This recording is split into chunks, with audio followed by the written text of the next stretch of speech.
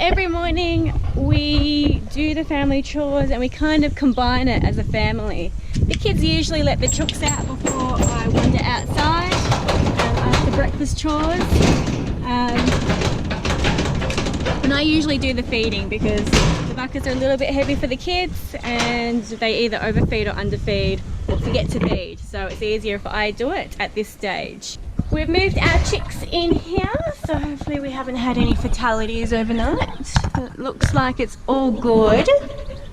I've realised the black chook that I've been calling our leghorn, our black leghorn, isn't actually a leghorn. It is a Plymouth Rock. And so I had two Plymouth Rock cross Isa Browns and I couldn't figure out which the other one was. So this is the first one. You can see that looks like an Isa Brown colouring. And that's what an Isa Brown chick looks like. But this dude, let me see if I can find him. Or her, I should say. Get this on here. Yeah, this girl, that is a Plymouth Rock chick. So the Plymouth Rock genes have come through, which is super cool because I really like those chooks. They're beautiful, they're hardy, they're a dual purpose breed. So that's really cool. I'm really wrapped with that. We're going to be incubating more Plymouth Rock cross Isa Brown chicks next round. I'll hopefully pick up the eggs tomorrow and Wednesday. So I've got a few locations which I need to pick the eggs up from, and then we'll pop them all in the incubator. I'm turning and rotating my eggs so the yolk doesn't stick, but hopefully we get another good hatch rate. I had to quickly feed the chooks because they're attacking our toes, mainly Zara's toes. But I'm just going to go feed the other guys now. I've got the two lots of chicks in there, and I'll feed the Isas as well. And Jaja's filling up their water for me.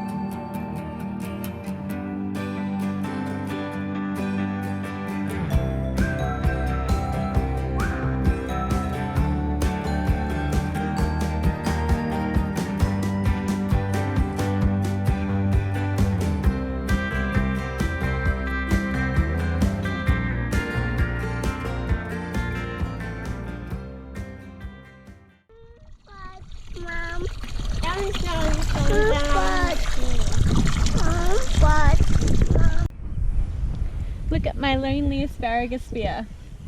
I wish I could pick it and eat it fresh, but because they are young crowns and I want to move them because I don't want to keep them in this pot,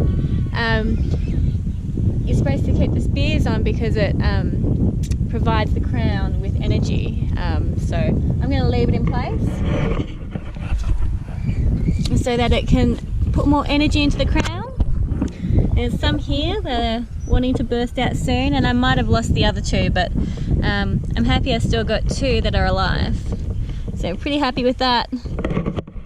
Hopefully next year I can pick some asparagus. I will be moving these guys. I know it's really late in the season. I know you're not supposed to do it, but I'm going to move them a bit later on, and I'll just make sure they're well mulched and watered. This is a hidden patch of fruit trees. It's on the other side of the other orchard, and all of it is coming into bloom. Now, the lady who was renting this cottage told me that this was a rose hip bush or tree. I thought rose hips were the things underneath a rose, those big swollen red things. Anyway, I'll have to do some research. Once it fruits, I'll look into what it is on my Plant Finder app. This one here, full of blooms. This is a nashi pear tree. It's huge. Look how big it is. And there are so many blooms on this. It was full of nashi pears last year, so looking forward to getting some this year. This one here is either a peach or a nectarine. I saw heaps of pips down on the floor.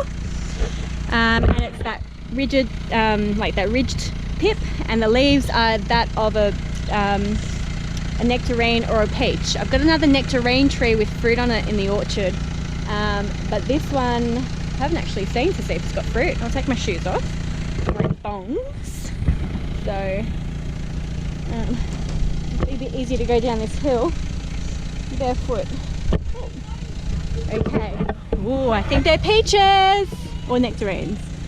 No, they're nectarines. Hopefully we don't get any hail to knock it off tomorrow. Look at all the fruit on it. Awesome. You have to net this as well. Can't believe how different it looks in here. Looks like an apricot.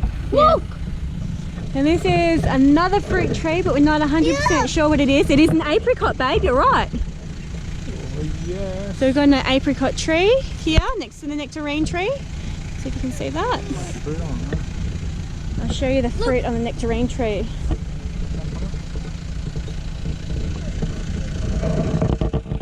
Little baby nectarines. See what else we've got in here. It hasn't got much fruit on it, even though it had blossoms and it's quite a big old tree. There's not much fruit. There's only a couple. So that's annoying. That's a shame.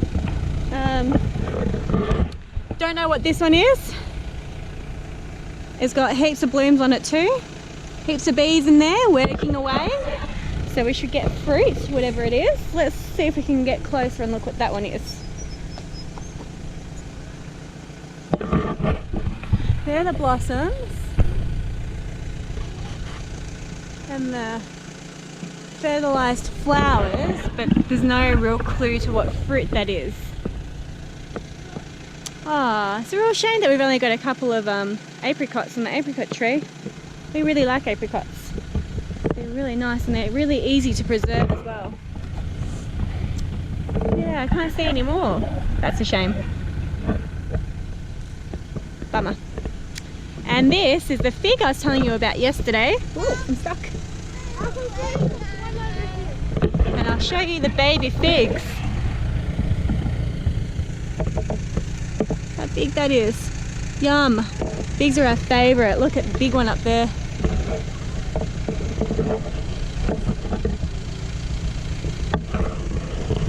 Look how big that guy is. Whoop. We can't wait to eat those. Hopefully the cockies stay away, because figs are our favourite. Apart from mangoes, but we can't grow mangoes in Victoria.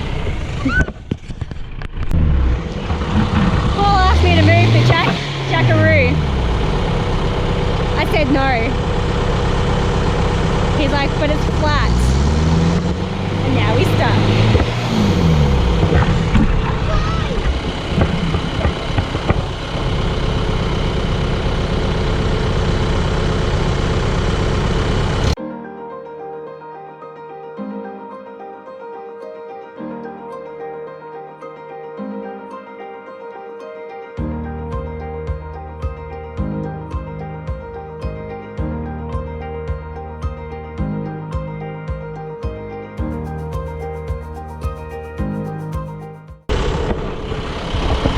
That, my friends, is the walk of shame.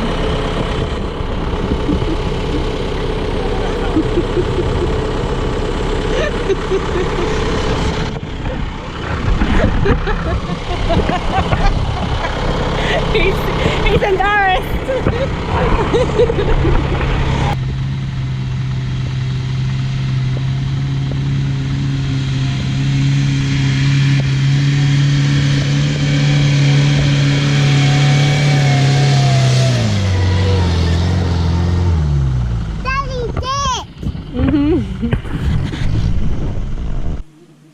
I'm just finishing up the last of the chores for tonight. It is 7 o'clock. It's past bedtime for the kids and we haven't had dinner yet. But it's been a beautiful day. So I'm going to pop inside and do dinner very quickly after I finish planting these plants. We're getting quite a bit of rain tonight, tomorrow and Wednesday. So I'm just trying to get everything in. I wanted to cover all my seedlings under glass house because I didn't want it to get destroyed by the heavy rain that we're supposed to be getting. It's been forecast. It is on the radar, but sometimes they get it wrong, and I hope it doesn't miss us because the pastures are looking a bit dry. This is going to be, you know, quite common now because we're heading into summer, but we haven't had the rain that we should get in spring. So, you know, as a new farmer, it's a little bit worrying, not really knowing what it's going to be like. Going into your first year of owning a farm with a drought is a little bit daunting.